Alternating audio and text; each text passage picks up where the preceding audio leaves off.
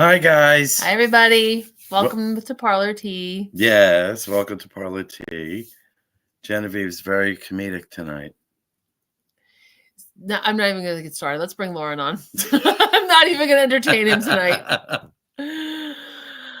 Lauren! Hello. Hi, guys. How are you? I'm great. Good. Well, thank you for coming on. Thank you for We having me. appreciate it. Yes. But we love your stuff. We do. And your stuff is great. And it was here at the store before. So before we go into it, why don't you tell us the name of your place, what you do? I know that Genevieve already has the ticket banner running on the bottom. All right. Hi, Kathy. Hi, everyone. I'm Lauren. I'm the artist behind Dragonduck Creations. I like to say I make tiny Gothic decor for your body and your home, which just means I make weird things out of bones and dried flowers. So I make a variety of mixed media collages as well as jewelry, photography, and some, random linoleum cut stamps when I feel like it. Very cool. Yes, I first met Lauren at Dark Force Fest a few years back, and I had a little too much to drink. I just kept going back to her table, telling her how much I loved her stuff, and I was like, "You need to come to the parlor. You absolutely need to come to the parlor," and she did. And hi, Rachel. Hi, Rachel. And Lauren was a featured artist for a month here. Correct. And did such a. I wish I should look and see if I have a picture of the installation. Yeah. Oh, that was beautiful. It was beautiful. That was so much fun too. If we want, we can start talking about that a little bit because it was such a cool experience to go from meeting you at Dark Force to coming down and seeing the space, and you had designated the wall above the couch, which was such a cool also opportunity to have an interactive-ish space. And since most of what I make is two-dimensional, I don't really get to play around with how people fit in with the art all the time. So I you gave me a huge amount of wall space. And so what I did was I came in and I measured it, and then I went home and I collected up as many flowers as I could that sort of matched that purple of your shop. And so I did purples and whites and greens, and I did what I considered a deconstructed deer. So each individual shadow box featured one bone from a deer, and I started with the head, and I had a skull, and I had a scapula. I had a whole bunch of little vertebrae. I had a pelvis and a sacrum. And so we sort of went from top to bottom in a cascade, and I work in these honeycomb shapes. So they all kind of fit together in this very organic form. And then anything that, had sold or someone was taking home could just lift out of the honeycomb. And so the idea was that it was, interactive in that way, and it didn't have to move or change. They didn't have to come back and get it later. It wasn't meant to all stay together all the time, which I had so much fun making that. That was such a cool experience. I'm trying to see if I should have thought ahead and got the picture, because I know I had taken a picture of you sitting on the couch with it. It was July last year. Isn't that crazy? I think. No. There it is. I don't know if you're going to see it on there if I hold it up to the camera. Yeah, there you go. Beautiful. Yeah. That's it. Yeah, but that was so much fun. And hanging it was such a fun. I never actually hung them all like that before. I had the idea in my head, and I was like, I think I know what I'm doing. Yeah. See, that's what I wanted, though. The picture with me in it is exactly what it is, because I wanted to make sure that even if people were congregating, sitting on the couch, all of it could still be seen. Yeah. Thank you, Rachel. I forgot how beautiful. I mean, I knew it was beautiful, but I forgot how beautiful until I looked at it again. Right. That's one of those pieces that I come back and revisit a lot too, because it was such a it's so different from the way that I normally work. Right.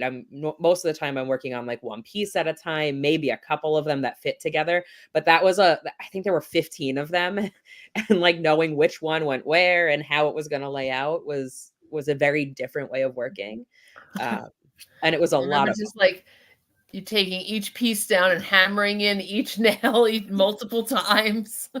It was strategically but beautifully shown. It was a beautiful display, and it popped. Yeah. So with your bones. Yeah. So can your you bones. My bones. The ones inside myself or the ones that I not collect? those.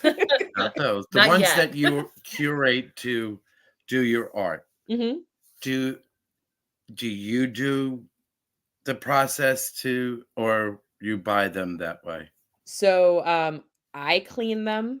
I don't always find them myself. So a lot of them come from my husband, who he's a horticulturalist. And so when animals die on the properties that he's working on, he reminds himself how much he loves his wife as he picks up those creatures and puts them in a bucket to bring them He's home. a good egg.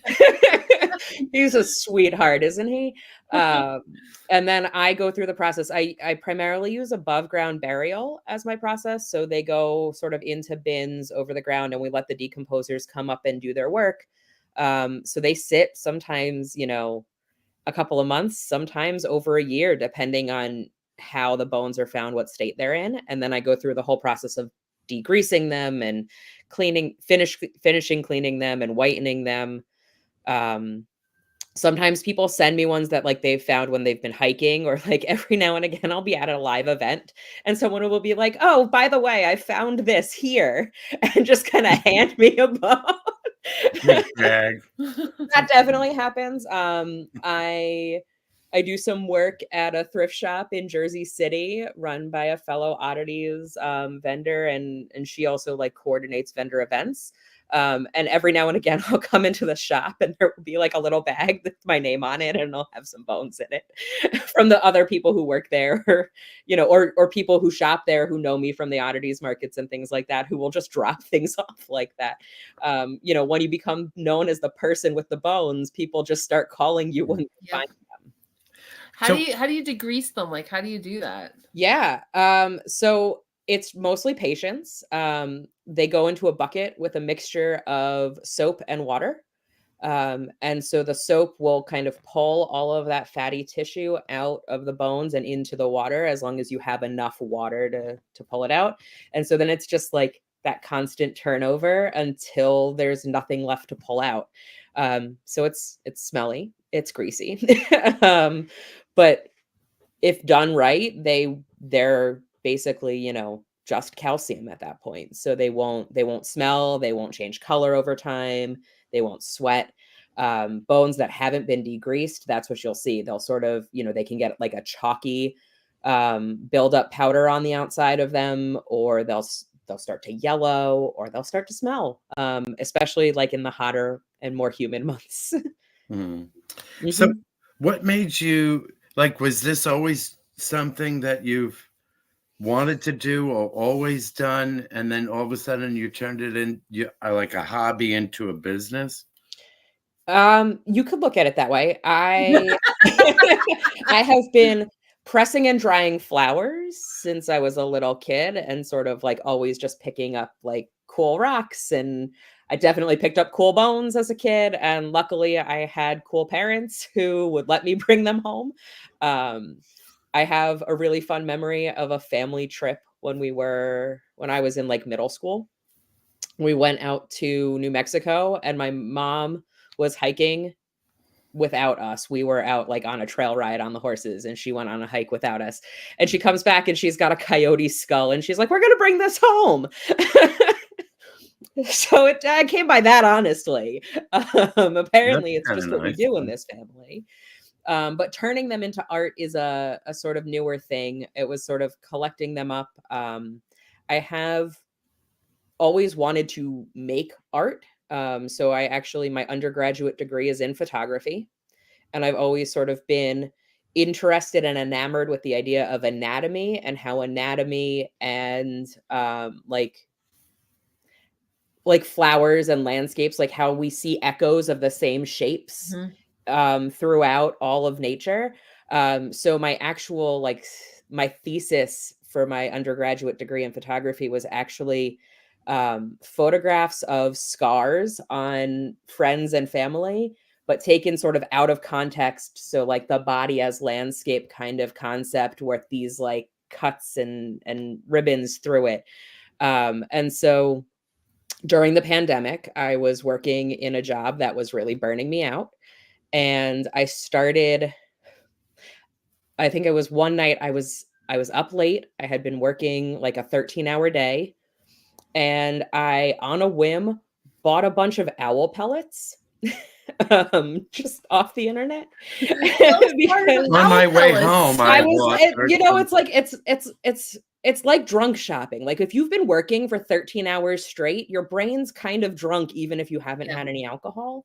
And so I was just like, this seems like a good idea. Let me order 10 owl pellets from this. Would you like to wholesale tell the site. audience what owl pellets are? In case people are watching So and don't know what they are. owls swallow their food whole. So when they eat, they just kind of swallow up that rodent, and they don't chew, and their digestive tract just kind of pulls out the stuff that they actually digest, and then they excrete, we'll say it politely, this little lump that's basically fur and bones of whatever it is they ate. And so you can pick them apart and you can find bones in them. It's something that most of us probably did when we were in like 7th, 8th grade, you know, basic science class, early biology. You picked them apart and you labeled what part of the body they were, which is sort of how I ended up there. I think my cousin teaches like physics, and I was just like thinking about fun things that, you know, can do as experiments with the kids. And so I bought them and I picked them apart and I started making little jewelry. I actually have a couple pieces here of those kind of early things because I kept them on hand. So I still make these. These are tiny little earrings with a little rodent bone and a little dried flower in a jar. And these were the first things I started making as Dragonduck Creations, was these little tiny, and I was still working a corporate job. So I call these my corporate goth part of my art, because these were the kind of things that I could wear while still working corporate goth, but still having that kind of feeling of weird and creepy. The joke is that, you know, the bones are so small when they're hanging on your ear. If anyone can actually get close enough to figure out that it's a bone, you're the person going to HR, not them, because they invaded your personal space. So from there, I had those, and a deer died on a property that my husband was working on, and he called me and he was like, "You want some bigger bones?" And here we are. I started with that deer, and on that property has probably been my most, the most of the animals that I get called for. Whenever the animals die there, they're like, "Lauren needs this." And so they put something over it and wait until we can come collect it. So Wow. So everybody's involved. Yeah, everyone. So I know that others feel the same way, but do you? So I know that I don't make anything, but Rick does make a lot of like wonderful pieces that you look at it and you go, that's not a big deal. But then the end product, I'm like, we're not selling that. P.S. That's why I have issues and so much stuff. Yep. So, excuse me. I was just wondering, did you ever make a piece and go, I can't sell it? Yeah, absolutely. I have. So you can see the wall behind me. That's some of the art that I make. Just about everything that I make ends up on the wall at some point. That's how I photograph most of my pieces for social media. So you'll see the yellow wall sort of as the backdrop for anything that can hang on the wall. And sometimes they stay. So there's a couple of different little hexagons that I've kept. One that I will, it's not even like, this is my studio wall. One is in my living room. Because it's like my favorite piece I ever made. And it's one of the first ones I made with that first deer. So that one's also like, it's near and dear to my heart because it's something that like came from that first collection. I have a couple of different, like I'm wearing a piece of jewelry now that I made. That's So this is pretty. like a little fox vertebrae on like a hand wire wrapped beaded chain. And sometimes I'll wear them for a while and then they'll go into the rotation. And the jewelry is probably the thing that I end up keeping the most of. Because once I put them all together and like I'm putting them on to see how long they are, and I'm like, no, that's mine now. I have a mine Yeah. issue. Everything is always that. It's what I've decided. I'm one of the seagulls from Little Mermaid, but He's a- I'm he's a also one dragon. of the crow from The Secret of Nim. I love Yeah. shiny He's the things, and dragon. everything is mine. He's small. Yeah. And Wow, I yeah. definitely have I'm gonna sit on my stuff those and you can tendencies. admire And you know, I also sit on bones. Like there are bones that I'll process and I won't always turn them into something. Sometimes they'll just stay my collection of bones. it. Do you ever feel like any of the animals like residual energy on? Yeah. Yeah, I do. One of the things that I like to say when I'm working is that the bones have to tell me what they want to be. So that's part of how sometimes the bones stay is that they don't want to be anything. They just aren't interested. And then other times, you know, a couple weeks ago I was prepping for a market and I was like, I'm out of necklaces. I really need to make some necklaces. And I had a whole bunch of like these little vertebrae sitting on my table. And I broke like 3 of them trying to wire wrap them. And I was like, all right, clearly this needs to stop. Like I need to stop trying this. Mhm. Because they often have like their own feelings. There's definitely a lot of energy around. And some of them like sometimes I don't want to hang them together. Like putting together like that whole big piece. I made several more boxes around it that didn't make it in because they just didn't feel like they belonged. I get that. I get the feels and the vibe. Yeah. What gives you inspiration? Like, what's your inspiration? Like, if you get something, what inspires you to make something from it besides the touching of the bones and feeling the vibe? It's the shape. A lot of times it's the shape of them that is the first and foremost thing that I'm thinking about.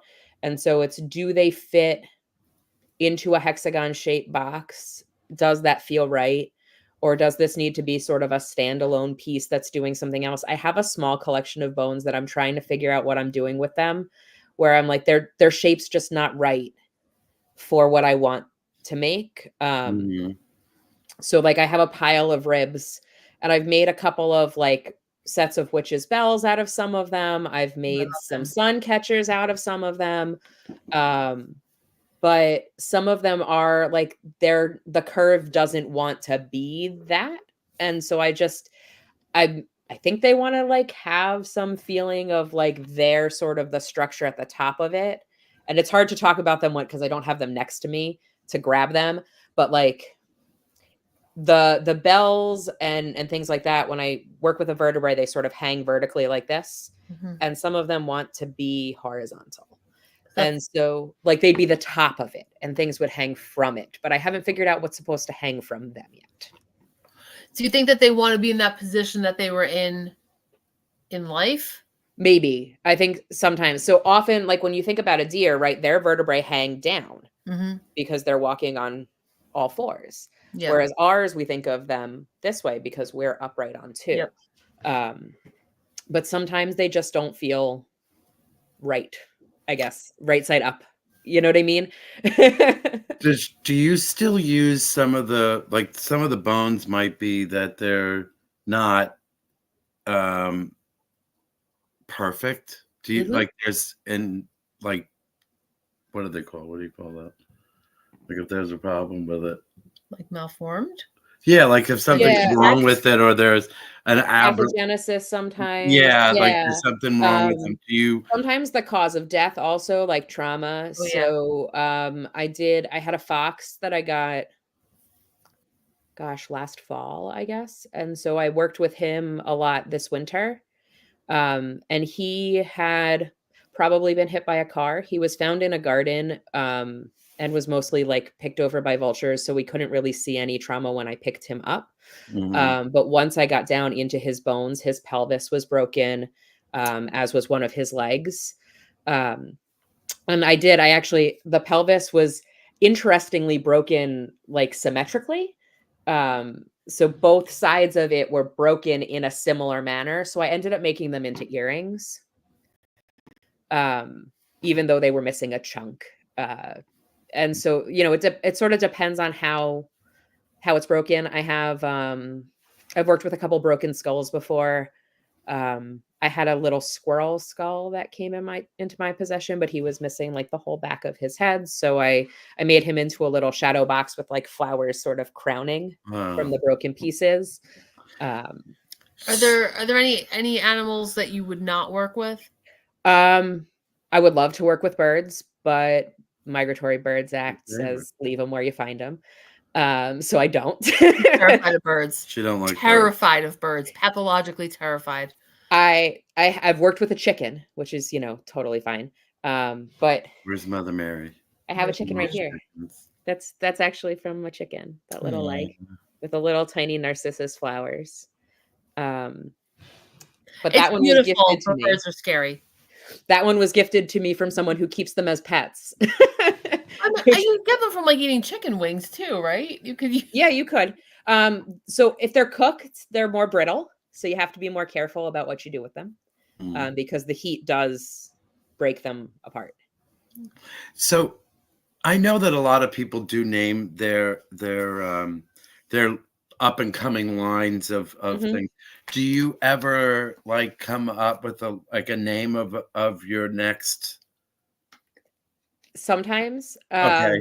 Not always. A lot of times I'm working on like one piece at a time, so they don't end up like sort of forming into a collection. But I did do, when I first started with that deer, I had 2 series of vertebrae shadow boxes that I made out of that first deer. And they were the vertical vertebrae and the hexagonal vertebrae. And from the hexagons, everything became a hexagon. I liked them better. I loved the way that those turned out. And so that started to become like a standard style. And then I named the pieces that I made for you guys is the Parlour collection, because what else would you call it? So they're distinctive and they're on their own and separated from everything else. And then I have an upcoming set. I'm working on a raccoon right now in my cleaning process. And so the raccoon pieces will probably all come through as like a set of raccoon pieces. I did a set of fox. I did a whole rabbit recently. And so it was all of the tiniest little rabbit bones in the world. And those all went into like little tiny glass jars. Yeah, I just thought that there's so many other opportunities that you can get, like, night creatures and things that go out at night, like Things what, that like go bump in the raccoon and night. yeah. Yeah. No, that would mean- actually be really fun. I very often I find that I'm only ever working on one animal at a time. Just from a space perspective, I find that it's easier for me to sort of leave everyone in the dirt until I've run out of pieces of the animal that I'm working on currently. So they tend to sort of be more themed to whatever it is that I'm working. What type of creature it is. And I guess because you're essentially like kind of foraging for your animals, you have to work with what comes to you. Right. Yeah. So like I'm not going out and sourcing a bunch of foxes to do like or a series of like, yeah, like I love the idea of like these are the nighttime creatures. But I'd have to find a bunch of them. Right. Yeah. Right. So I'm trying to think. Have you ever like manipulated pieces of the bones, like intertwined 2 different kinds of bone species together to form a piece of art? That is a very good question. No. I'm trying to think if I have. I don't usually. Most of the time it's sort of a singular bone is the focus, and then it's the interplay between the bone and then the flowers, or like if it's jewelry, it's the bone and the stones that I'm sort of playing with and how they fit together. but it's an interesting idea. I'm not opposed to it. I just thought it was kind of interesting Yeah. to see. It would be energetically interesting. Yeah, to see. Yeah. I don't know if like a predator and prey species, how that would feel Like together. how would they fit together? Yeah. All right, Jill. What about like, what if you did a like a predator and the two of them sort of intertwined, that one dominated over the other Yeah. in real life, but then it's the other way around. And Well, after, that could be fun too. Yeah. I have not done that, but I love the way you're thinking. That could be really interesting to you could use see what it. happens if they start playing together. He's gifted you I'm that gifted idea. you that idea. Thank you. I appreciate it. No, because I just thought, like, I'm always going in my head. It's like it's like Right. constantly going, and I just thought it would be really very interesting. Like, how could you do Christmas with some of the folklore with Yeah. it? Like, even if you did the Mary Lloyd, like that would be kind of fun if you were able to Oh, do if you could that, like, Get a horse. but like, something, maybe a raccoon kind of, or something Yeah. that's sort of long face with like deer antlers with stones that gave the Yeah. illusion of that. I think that'd be kind with flowers that were sort of Right, the cascade white. down and everything. Yeah, or a Yeah, the Wendigo and Wendigo. the jackalope, like all I of think those that'd be kind of kind of ideas. I love fun. the idea of a cryptid. I mean, the only cryptid I've created is really the Dragonduck for our logo, right? And that, was born out of my husband's nickname is Duck, because he can quack well enough that they'll quack back. Put that on a shirt. He quacks well enough they quack back, and I put hot sauce or hot peppers on pretty much everything I eat, and he grew for me the Carolina Reaper pepper, which is Oh wow. for a long time was the hottest pepper that you could grow, and I ate it. Like, I ate a whole one. Just There's a Carolina Reaper challenge where, like, you eat the whole thing and you sit there for a certain amount of time without drinking any water or anything, and most people can't do it. And so I was doing this and I was talking to him while I said it, and he goes, "Your breath smells like what a dragon's breath must feel like." And it stuck. Romantic. But, I just thought it's a great idea to try to see if you can sort of What could go merge together. or manipulate. I love that. I love that a lot, actually, because the Dragon Duck was a lot of fun to create, and then the actual logo I had a friend draw for us, because that's not my skill set to be that detailed and illustratory, but she did a great job. We sort of let her run with it. We were just said, what happens if you take a dragon and you take a duck and you put them together and you get one creature? And she drew us the logo that we use, and it's perfect. We named him Drake appropriately. And he's become like our best friend. So That's awesome. You had said that you use the dry flowers and you dry them yourself. Mhm. I would suppose.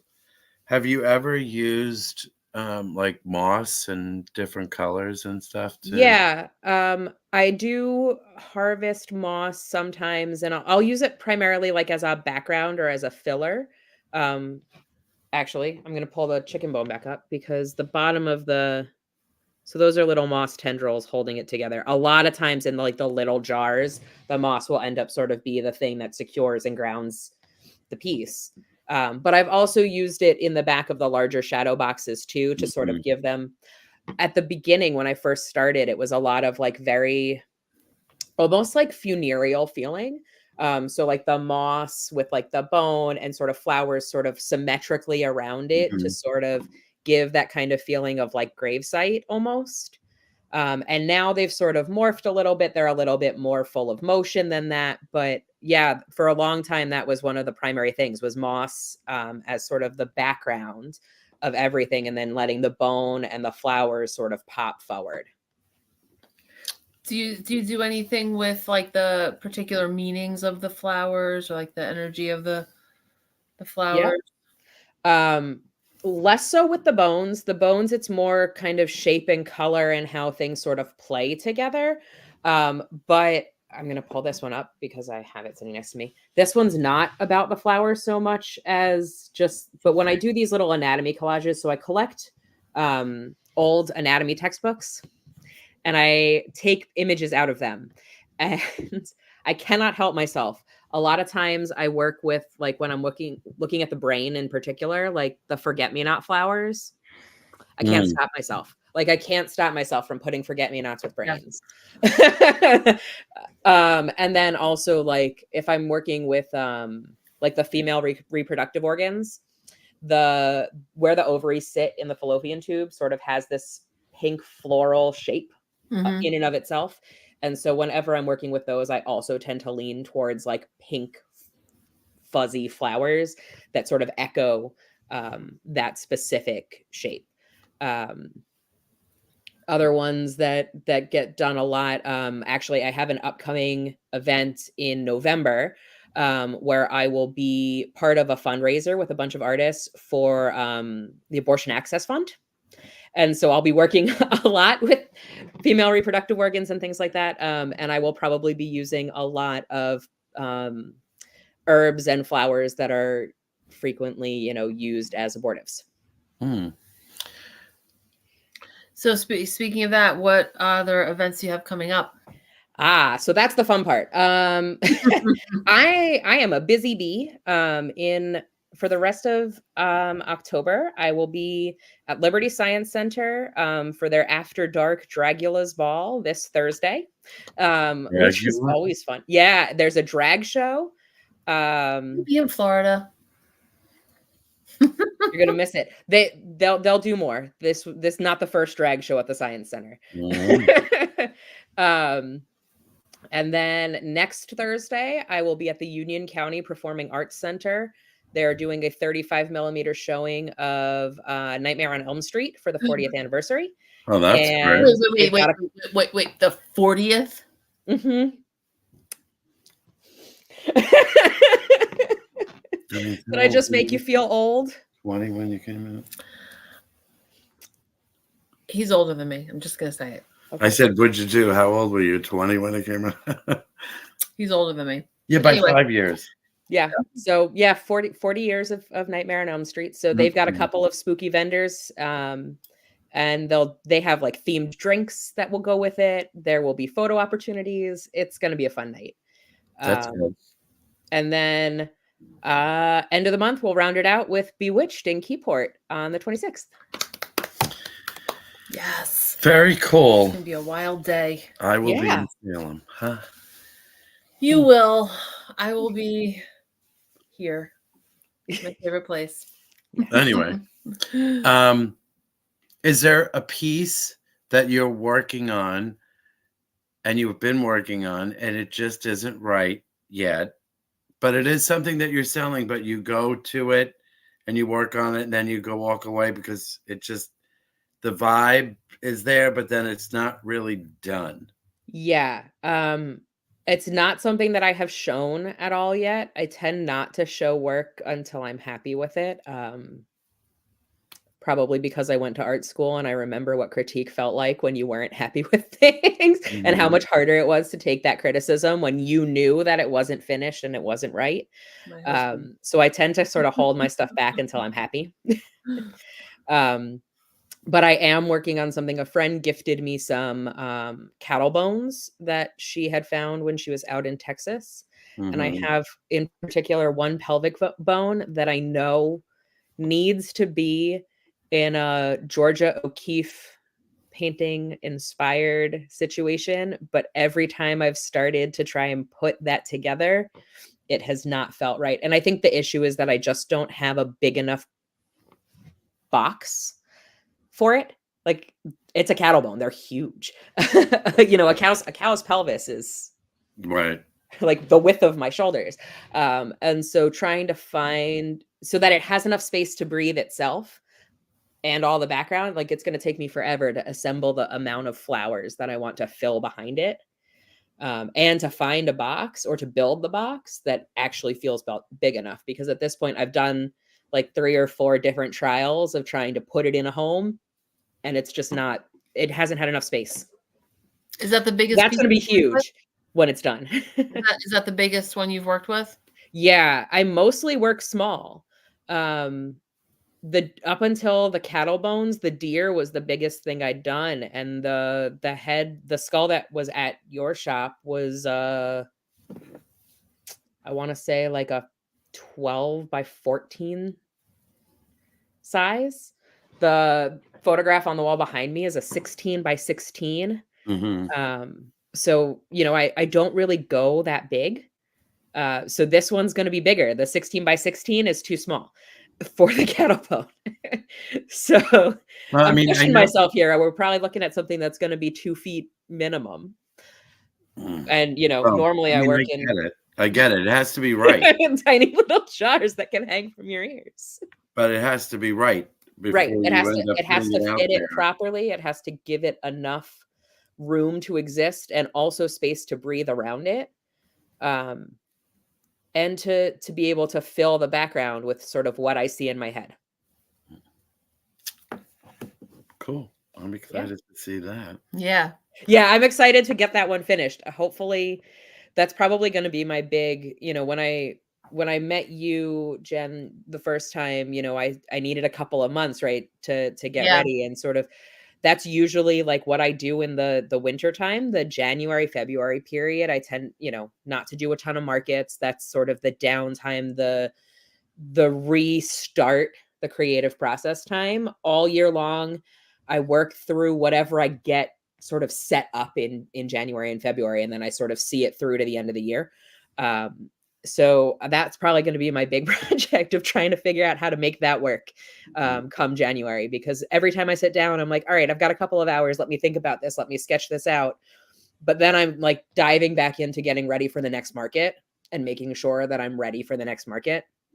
And so those big pieces that are more like show pieces and less like market pieces, they take the longest. So, you know, I do have to say from my perspective, I feel that non-tragic or tragic that these animals have either naturally passed on or tragically, you know, that you've, you know, curated them.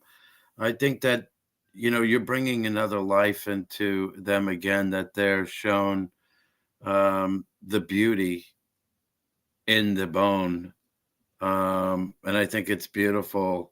You know, I never realized, like, you know, I think that people are like, oh, I don't like taxidermy. She doesn't like taxidermy at all. I don't, but I love bones.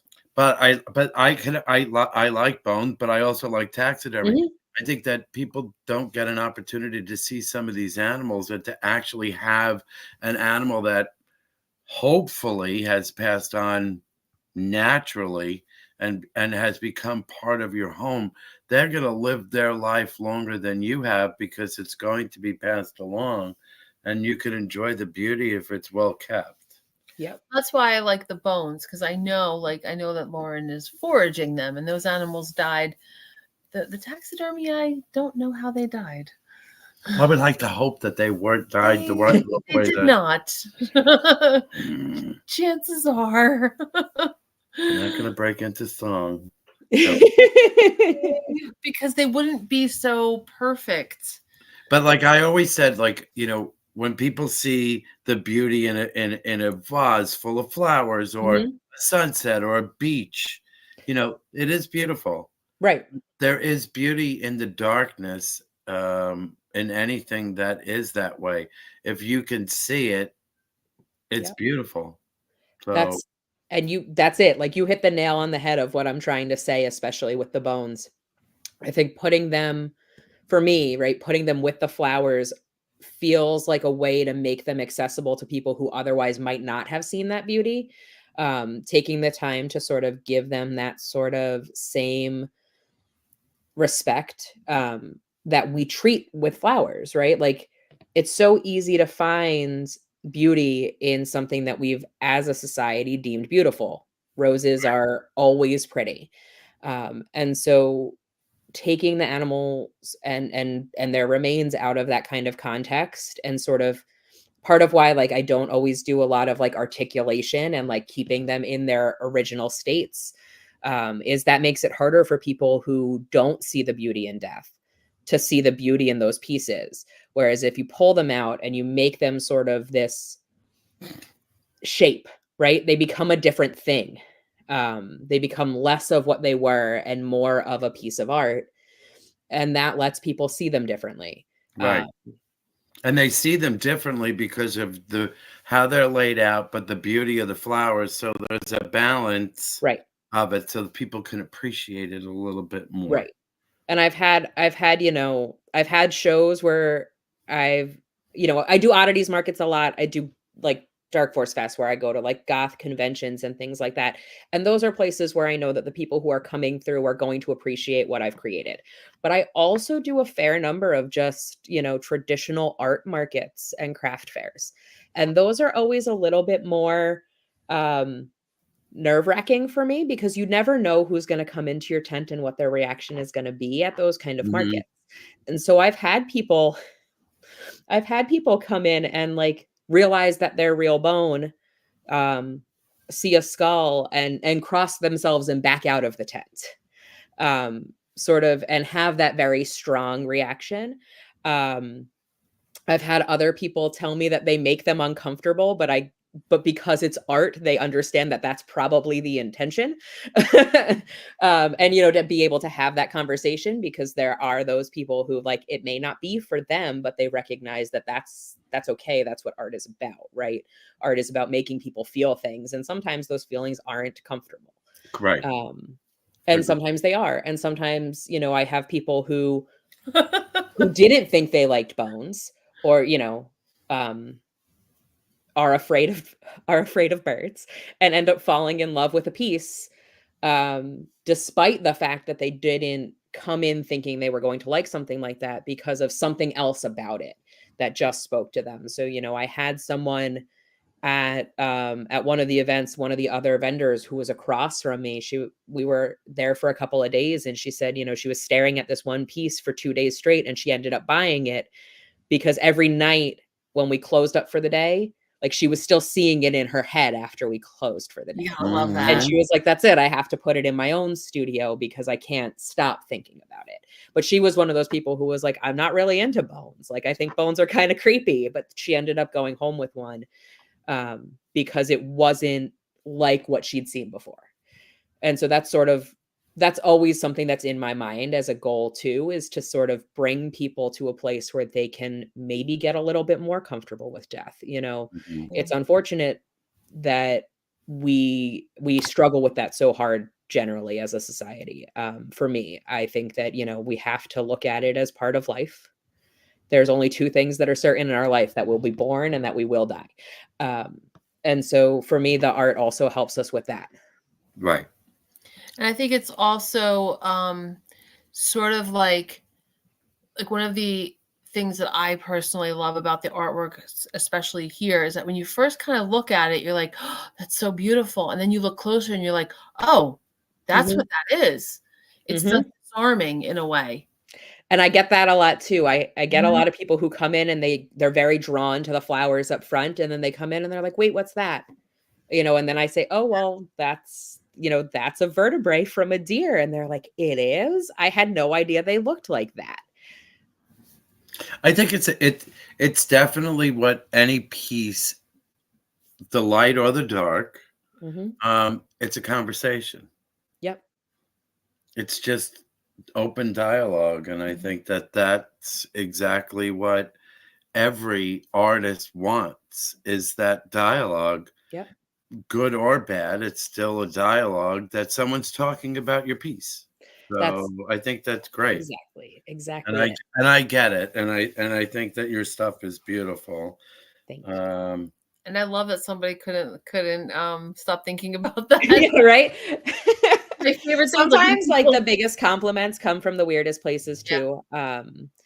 The place that gives me the most bones, the director of the garden, someone had put aside a raccoon for me. And when she heard, she was like, kind of creeped out about why I wanted the dead raccoon. And then later she got to see the art and she said to my husband a few days, Oh, no. I don't think your wife's creepy anymore. And it was just like, that's it. Like, that's what I want. Right. Like, yeah, I get it. It's a little creepy. I'm a little creepy. It's just the way we are. But Everybody's a little weird and a little creepy and a little bit off. And I think that who cares? right. And that's one of our goals, is to provide space for people that are Yeah. a little, to get in touch with that weird, creepy side and celebrate it. You Right. know, that's what we're doing. Right. Right. And you're not supposed, I mean, oh, you could if you really wanted to, but you don't really have to like everything. But you can appreciate it because it was someone made that with their own hands. It was a Oh no, we've seen some stuff that's coming here. People have made it with their own hands, and we're like, there was some stuff that was like just, the masking tape doll, what masking the tape? nun. There's been some stuff. There's been some stuff. I believe you. In that thing that is there is going to be things that someone puts a lot of time and effort into and someone will love, but it's not always going to be me. Yeah. And I'm okay with that. And I know that my art's not for everyone too. Like, I think that's part of the beauty of it, right? Like the people that my art is going to connect with are going to connect with it. Yeah. And I don't have to make it for everyone. Yep. So even when I have those the live markets are always interesting. Like I said, like when you do those ones that are not so full of other people with bones, it's always interesting to see, because sometimes like I leave them and I didn't even make my table fee back because it just wasn't the crowd that day. And sometimes they're the best market I have all month. You know, and you never know which way it's going to go. It's the luck of the draw. But the fact that you're doing what you love, and if someone buys it that loves it as much as you did, that's the best thing. That's the best feeling in the world. Tables make, you could sell out. Right. And then there's times that you could just sit there and talk to your neighbor like we did with you, or right. Like Joe a couple weeks ago, or Joe or whatever. So, it is. Right. It's just about putting yourself out there. And, right. Like they always say, even in Dragula, they say art is subjective and that's just, it's your taste. It's what you like. Yeah. And I think I've seen, and you could say that you've probably seen this too, that our art is a little bit more subtle than the other art that can go over to the extreme. And, is it beautiful? Sometimes. It just, like I said, it just depends on what you like or how you want to see it. Like, if you can look at something and see more than what the bones and the dry flowers are, or an art piece, and you're seeing it and you're going deeper, then that's a piece for you, or that's your vibe, and that's great. So, and that's exactly it. It's just about hoping that you meet the right people at the right time, because sometimes it's not even the right time. You'll see people sometimes market after market before they find the piece that's right for them. That's the nice thing about being able to do repeat markets. Coming back to the same place that you've been before. Sometimes someone who couldn't get something last year will get something this year. Because the work last year wasn't the right work for them. Right. They loved it, but they didn't love that. Right, exactly. They love the idea, but not any piece in particular enough to take it home. Right. And so by next year, the style may have changed, the colors may have changed, whatever it is, the type of animal. There's some people, connect better to different animals than others. I just thought of another idea. Uh-oh. What about doing? You need to make something else? What about spirit animals? Yeah. There's definitely some work behind that too. I do have people, I have a list of people who have wish list items and animals. And I do keep a list. Like when I meet people at shows who love my stuff, but I had someone tell me they would have bought one of my skulls if it had been a skunk. And so, I don't have a skunk yet, but I have it on my wish list. And I have their name written down so that when I get, I can read them and just go with, or do you want to do a custom? Like, do you want to commission something? Because that was my next so if I thing. You have do something, you do commissions? I do. Yeah, I do. It takes longer with the actual bones to do a commission because you have to wait until one comes into my collection for whatever creature it might be that you're searching for. But the anatomy collages with the pressed flowers, those ones I'll do at any time. So, if you approach me with an idea of a body part that's special to you in some way, or a flower that's special to you in some way, I can put something together that would fit that aesthetic. So I've definitely had people be like, oh, I love this. I just wish it was this flower. Or I wish that, this one was a knee. I had someone ask me specifically because she's a speech pathologist to make her something with the bones of the inner ear. That's cool. Things like that. So yeah, I get a lot of requests for those for customs, and I definitely do those. Well, I think that some people, when they come back with these commissions, that they're also inspiring you to step further into something that you might not have even thought of, which makes you want to think of something else because you went into a certain area that you never did before with the bones. She's frozen. Okay. There's nothing we can do about it. Okay.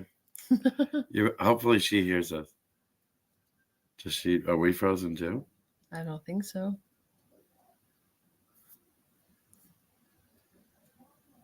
I can try this. Should I try it? No. Sing. Oh goodness. Was that me? You drop off? No, you froze. Okay.